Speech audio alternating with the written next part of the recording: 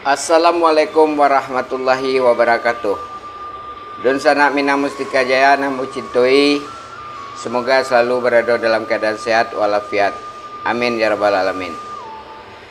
Dalam video kali ini dun sanak kita akan membahas soal biaya safari politik yang telah dilakukan Anies Rashid Baswedan Salamoko dari siapa yang mendanai, apakah ada oligarki yang memaci beliau, apakah ada bohir bakecek Fahri Hamzah, apakah ada cukong dan mendanai. Karena dalam hal safari politik yang dilakukan Pak Anies alun dalam masuk kampanye, artinya tentu alun termasuk dalam catatan biaya kampanye. Jadi hal itu tentu tidak lapih pula dari persoalan-persoalan yang muncul karena adanya hutang Pak Anies kepada Pak Sandiaga Uno yang muncul belakangan beritanya. Walaupun Pak Sandiaga Uno lah mengikhlaskan, namun hal itu kan cadangannya indah lama. Ada utang tapi diikhlaskan orang. Dalam hal itu tentu banyak lo pertanyaan-pertanyaan yang muncul dengan safari politiknya yang ke beberapa daerah tentu membutuhkan biaya yang tidak sakit, tentu membutuhkan biaya perjalanan, biaya akomodasi, biaya dalam acara tersebut, pertemuan dengan masyarakat dan segala macamnya. Alko pun disentil oleh Sekjen Partai Merah yang mana kata beliau jangan sampai meninggalkan hutang yang banyak lo nantinya, kan gitu kurang lebih sentilannya. Untuk hal tersebut biar kita lebih jale, kita dengarkan video wawancara Pak Anies tersebut sehingga kita menanyakan jawaban yang muncul dari mulut Pak Anies sendiri, sehingga kita tidak merasa berprasangka, berpraduga macam-macam. Marilah sanak kesedunya kita dengarkan wawancara Pak Anies Baswedan yang menyinggung soal siapa yang mendanai perjalanan safari politik Pak Anies Baswedan ke beberapa daerah yang cukup memakan biaya yang tinggi, termasuk dengan transportasi private jet dan lain-lainnya. Mari kita dengarkan wawancara Pak Anies Baswedan bersama-sama di sana kesedunya. Pak Anies, banyak orang awam bertanya, Pak Anies ini bukan pengusaha, sudah tidak lagi menjabat, keliling ke sana kemari, butuh duit ini Pak. Orang banyak bertanya, lalu Pak Anies dapat modal atau dapat support ini dari mana? Kalau selama ini, ya, ketika berkeliling memang yang menyelenggarakan Partai Nasdem. Oh itu ya, itu clear Pak ya, ini semuanya dipegang sama Partai Nasdem. Jadi transportasi yang mereka menyelenggarakan. Ketika sampai di sana, maka DPW Partai Nasdem di lokasi itu yang bertanggung jawab untuk menyediakan semuanya. Ya. Jadi itulah yang selama ini terjadi. Ya. Jadi mereka menyiapkan transportasinya. Ya. Ketika sampai di lokasi, tuan rumahnya yang bertanggung jawab. Ya, ya. Jadi itu yang selama ini kita kerjakan. Tapi Pak Anies tidak keluar duit pribadi nggak ya Pak ya? Kami ada beberapa pribadi yang membantu untuk operasional tim, operasional support internal kami. Ya. Itu ada. Ya. Dan ada orang-orang yang mau membantu itu. Tapi untuk event-event, kegiatan-kegiatan itu hampir selalu panitia lokal yang menyiapkannya. Kita tanggung jawab sampai di sana. Begitu sampai di sana, maka panitia lokal menyelesaikan. Ya, Pak. Kalau boleh saya tanya, apakah Bapak pernah berhitung ya Pak? Untuk running sampai kemudian selesai itu, estimasi itu butuh duit berapa sih Pak? Ya. Sebenarnya ini adalah salah satu hal yang pada satu saat harus dikelola gitu ya dengan negara. Ya, ini salah satu hal yang penting sekali untuk diatur.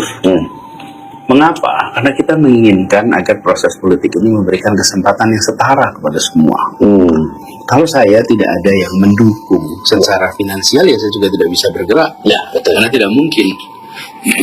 Karena itu banyak yang memodali sendiri untuk bekerja. Ya. Banyak yang sudah berbisnis lalu masuk ke wilayah politik. Ya.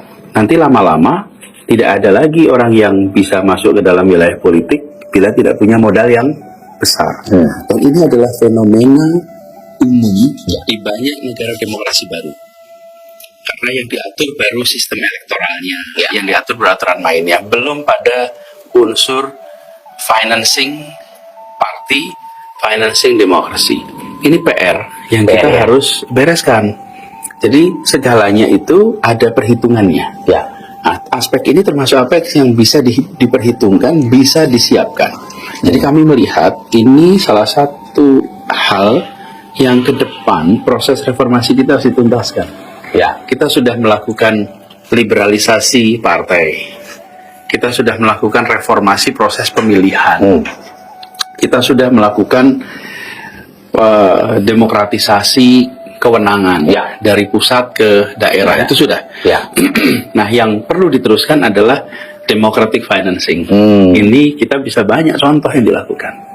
Pak Anies, ada orang mengatakan bahwa pemilihan presiden atau apapun pemilihan itu di Republik ini mahal, ongkosnya besar, sehingga para peserta kontestasi ini terkungkung oleh balas budi untuk ngembaliin bantuan-bantuan ini. Menurut Pak Anies gimana sih, Anies?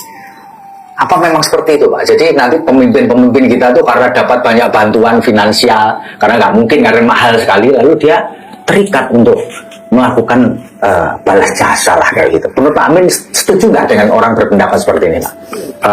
Feby bertanya pada orang yang pernah mengalami dukungan. Ya. Jadi saya nggak menganalisa. Saya cerita pengalaman saja. Ya.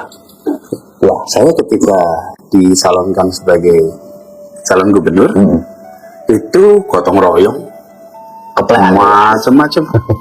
Ada yang saya tahu, ada yang saya tidak tahu. Semua memberikan, dan kepada semua saya sampaikan bahwa kita ingin Jakarta yang lebih baik ya. Jakarta lebih baik. Jadi tanggung jawab moralnya itu saya pada rakyat kebanyakan. Dan itu yang harus ditunaikan. Jadi saya bukan berandai-andai ke besok bagaimana. Saya sudah kalau benar ya dibilang benar, kalau salah ya dibilang salah, dan sampaikan penjelasannya. Nah, justru kita sekarang itu harus mendorong, yuk kita membuat Republik ini lebih baik. Dan hampir selalu orang itu berkeinginan ada kesempatan yang setara. Negara hadir tidak memberikan favor pada 1 dan 2, lalu 3 dan 4 tidak dapat favor. Kita ingin kesetaraan itu ada. Kita ingin kepastian hukum. Kita ingin predictability. Jadi yang dijanjikan untuk dibangun adalah suasana itu. Itulah sebabnya kemarin waktu ada sempat ramai, itu ada surat, saya menandatangani surat hutang dan lain-lain. Itu di situ saya sampaikan, begini ya, kalau saya menang, maka saya nggak harus bayar ya. Kenapa? Karena pembiayaan ini adalah untuk kita mengusahakan Jakarta lebih baik. Tapi kalau saya kalah, ya saya akan bekerja di private sector. Saya akan cari usaha, dan konsekuensinya saya harus kerja keras untuk mengembalikan. Kenapa? Karena yang ada dalam benak kami adalah, ya kita ingin Indonesia ini Jakarta lebih baik. Jadi kira-kira begitu.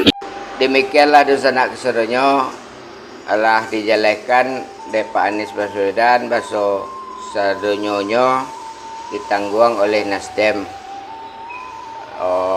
Ke daerah pun, kunjungan ke daerah pun, di daerah tuan rumah lah DPW Nasdem lah yang menjamu, istilahnya yang memfasilitasi bayar akomodasi, mungkin penginapan, mungkin hal-hal yang berhubungan dengan pertemuan-pertemuan dengan masyarakat, dengan massa yang banyak.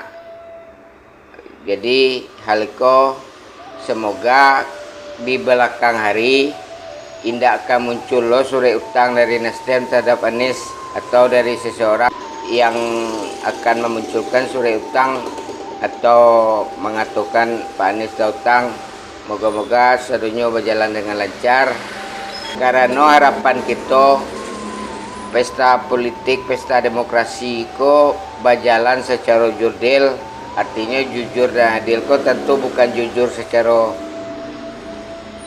peraturan kampanye atau peraturan pemilu saja, tapi jujur dalam pendanaan, jujur dalam pembiayaan, jujur dalam segala halnya. Silakan kalau ada komentar di sana dalam tema video Iko. Mohon maaf atas segala kekurangannya. Semoga Iko ada membaiknya karena Allah kita dengar dari mulut Pak Anies langsung. Terima kasih atas segala perhatiannya. Wassalamualaikum warahmatullahi wabarakatuh.